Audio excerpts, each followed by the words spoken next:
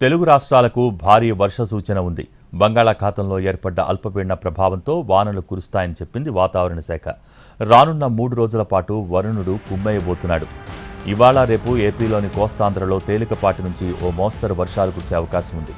అక్కడక్కడ ఉరుములు మెరుపులతో కూడిన వానలు పడతాయని, గంటకు 30 నుంచి 40 కిలోమీటర్ల వేగంతో గాలులు వీచే అవకాశం ఉందని తెలిపింది వాతావరణ శాఖ.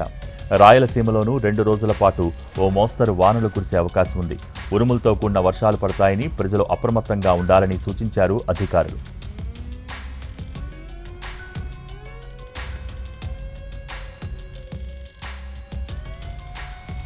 తెలంగాణలో భారీ వర్షాలు కురుస్తున్నాయి. హైదరాబాద్ నగరంతో పాటు పలు జిల్లాల్లో వర్షాలు పడుతున్నాయి. అయితే రానున్న 3 రోజుల పాటు తెలంగాణలోని పలు జిల్లాల్లో వర్షాలు కురుస్తాయని వాతావరణ శాఖ తెలిపింది.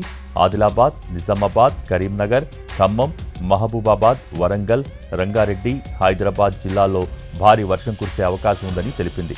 ఆయా జిల్లాలకు ఎల్లో అలర్ట్ జారీ చేసింది.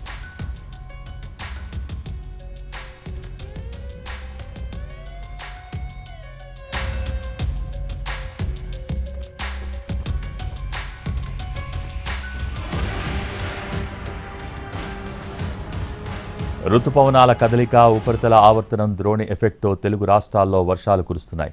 3 రోజుల పాటు వర్షాలు కురుస్తాయని వాతావరణ కేంద్రం ప్రకటించింది. అక్కడక్కడా పిడుగులు పడతాయని, అప్రమత్తంగా ఉండాలని అధికారులు హెచ్చరించారు.